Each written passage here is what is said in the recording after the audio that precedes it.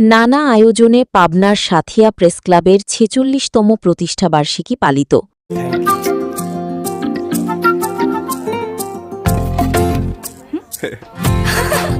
Frooto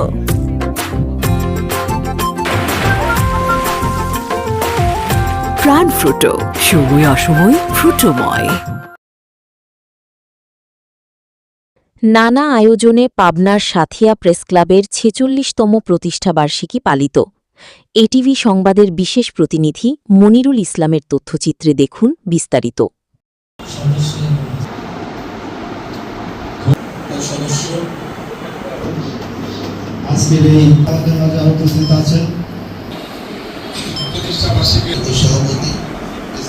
আজকের আলোচনা সভায় উপস্থিত এবং আজকের যে পর্যায়ে এখানে নিয়ে আসতে কিন্তু আসলে অনেক বয়স আর আমার বয়স প্রায় কাছাকাছি।